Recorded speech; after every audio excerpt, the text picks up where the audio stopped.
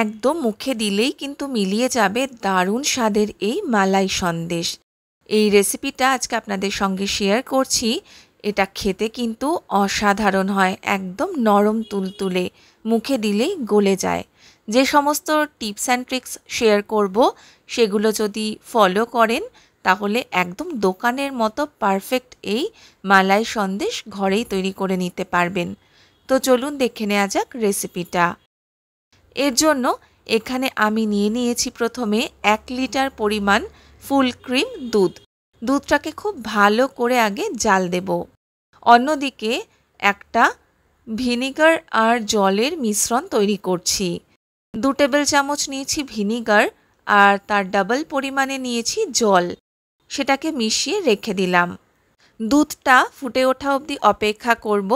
দুধটা যখন এরকম ভালো মতো ফুটতে শুরু করবে এর মধ্যে দিয়ে দেব ভিনিগার মেশানো জলটা। দেখুন দুধটা আস্তে আস্তে ফুটতে শুরু করেছে। আঁচটা এবারে আমি একটু কমিয়ে নিচ্ছি। তারপরে কিন্তু এই ভিনিগার আর জলের মিশ্রণটা এতে অ্যাড করব। তবে প্রথমেই সবটা দিচ্ছি না, অল্প অল্প করে এতে দিতে থাকবো আর মেশাতে থাকবো। কিছুটা প্রথমে দেওয়ার পরে দেখুন আস্তে আস্তে ছানাটা কাটতে শুরু করেছে। আজকে আমি এই মিষ্টিটা ঘরেই ছানা কাটিয়ে তৈরি করছি।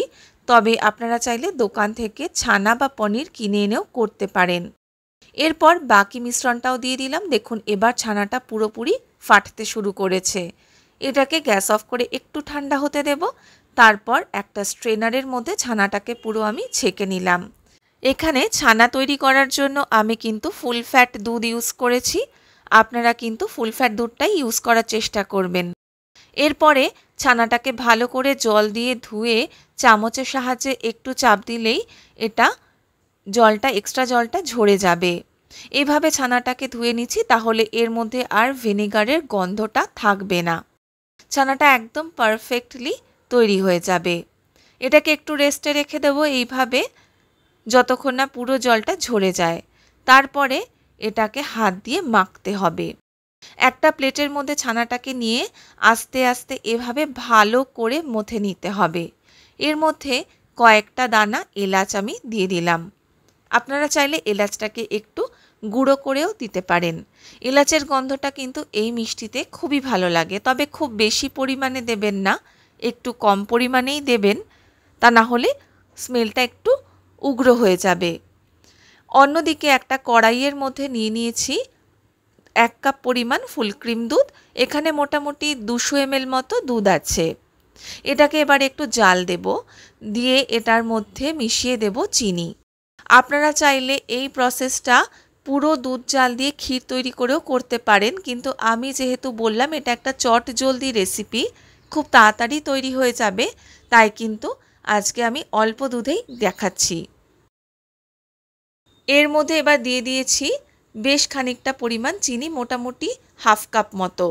চিনিটাকে দুধের সঙ্গে খুব ভালো করে মিশিয়ে নিলাম। এরপর চিনিটা পুরো মিশে যাওয়ার পর এর মধ্যে মেখে রাখা ছানাটাকে দিয়ে দেব। ছানাটা ভালো করে মেখে নেওয়ার ফলে এর মধ্যে কিন্তু কোনো বড় লাম্পস বা গুটলি নেই। এরপর ক্রমাগত এটাকে নাড়াতে হবে। অনবরত নাড়তে নাড়তে এটাকে দুধের সঙ্গে একদম মিশিয়ে দিতে হবে, যাতে এটা পুরো দুধের মধ্যে মিশে গিয়ে একদম স্মুথ একটা ক্রিমের মতো টেক্সচার আসে। দেখুন এটা আস্তে আস্তে মিশতে শুরু করেছে আর জিনিসটা কিন্তু ঘন হতে শুরু করেছে। এই পর্যায়ে এর মধ্যে আমি অ্যাড করে দেব 1/2 কাপ পরিমাণ গুঁড়ো দুধ। এই গুঁড়ো দুধটা দেওয়ার জন্য কিন্তু এই যতটা ময়েশ্চার এর মধ্যে এখনও আছে সেটা অনেকটাই টেনে যাবে আর এটা খুব সহজেই বেশ গাঢ় হয়ে যাবে। দুধটা দিয়ে ভালো করে মিশিয়ে নিচ্ছি, যাতে এর মধ্যে কোনো রকম দানা দানা ভাব বা লাম্পস না থাকে। আর জিনিসটা একটু চেপে দেব স্প্যাচুলা দিয়ে, যতটা সম্ভব মিশিয়ে দেওয়ার চেষ্টা করব, তাহলে কিন্তু একদম পারফেক্ট ব্যাটার মতো তৈরি হবে। অন্যদিকে একটা এরকম স্কোয়ার শেপের কেক টিনকে আমি রেডি করে নিচ্ছি।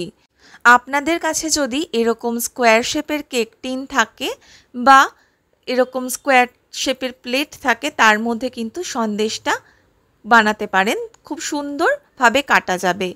এটাতে একটু ঘি ব্রাশ করে দিয়ে দিলাম বেকিং পেপার। বেকিং পেপারটা দিলে কিন্তু চট করে সন্দেশটা সুন্দরভাবে উঠে যাবে। এদিকে দেখুন এই মিশ্রণটা পুরোপুরি প্রায় শুকিয়ে এসেছে। এবারে গ্যাসটা অফ করে দিয়ে এই মিশ্রণটাকে ঢেলে দেব ওই কেক টিনের মধ্যে।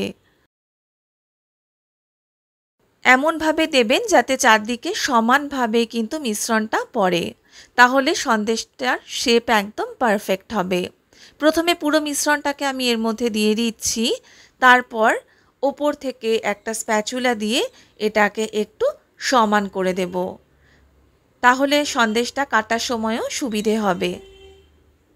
আপনারা চাইলে গার্নিশিং করার জন্য যে কোনো ধরনের ড্রাই ফ্রুটস বা কেশর ব্যবহার করতে পারেন, যেরকম পেস্তা বা ছোট ছোট করে কাটা অ্যালমন্ড বা বাদাম দিতে পারেন। আমার কাছে পেস্তা ছিল না বা কেশরও ছিল না, আমি অ্যালমন্ড দিয়ে এটাকে একটু গার্নিশ করে দিয়েছি। অ্যালমন্ডগুলোকে একদম ছোট ছোট করে একটু কুচি করে নিয়েছিলাম, সেটাকে এবার এর ওপরে সুন্দরভাবে ছড়িয়ে দেব। দিয়ে এই স্প্যাচুলাটা দিয়ে একটু চাপ দিলেই কিন্তু অ্যালমন্ডগুলো সন্দেশের গায়ে সুন্দরভাবে বসে যাবে। তারপর এটাকে আমরা সেট হবার জন্য ফ্রিজে 2 থেকে 3 ঘন্টা মতো রেখে দেব। ফ্রিজের মধ্যে অবশ্যই এটাকে মিনিমাম 2 ঘন্টা, পারলে 3 ঘন্টা সেট হবার জন্য রাখবেন, তাহলে কিন্তু সন্দেশটা পারফেক্টলি রেডি হয়ে যাবে। দেখুন কেক টিনটা আমার তৈরি হয়ে গেছে। এরপর এটাকে আমি ফ্রিজে ঢুকিয়ে দিচ্ছি। ফ্রিজ থেকে বার করে কিন্তু আমি এটাকে এবারে কেটে নেব। 3 ঘন্টা বাদে এটাকে আমি বার করে নিয়ে এসেছি ফ্রিজ থেকে, আর সন্দেশটা কিন্তু পুরোপুরি সেট হয়ে গেছে। এইভাবে যদি আপনারা বাটার পেপার বা বেকিং পেপার ইউজ করেন, সন্দেশ কিন্তু খুব সুন্দরভাবে তৈরি করা যায়। এবারে একটা ছুরির সাহায্যে এটাকে আমি চৌকো চৌকো শেপে কেটে নিচ্ছি। এই সন্দেশ কিন্তু মুখে পড়া মাত্রই মিলিয়ে যাবে, আর একদম নরম তুলতুলে হয় খেতে।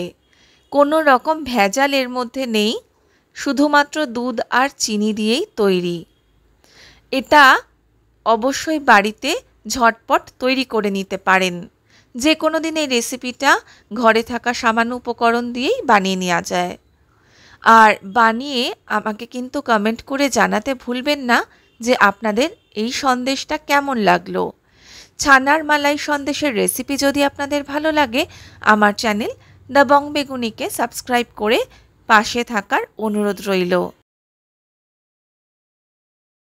এবারে একটা মিষ্টি আপনাদের একটু কেটে দেখিয়ে দিই যে এটা ঠিক কতটা নরম তুলতুলে হয়েছে। একদম পারফেক্ট মিষ্টির দোকানের মিষ্টির মতো, বা বলা যায় তার থেকেও ভালো। রেসিপিটা কেমন লাগলো আমাকে কিন্তু অবশ্যই জানাবেন।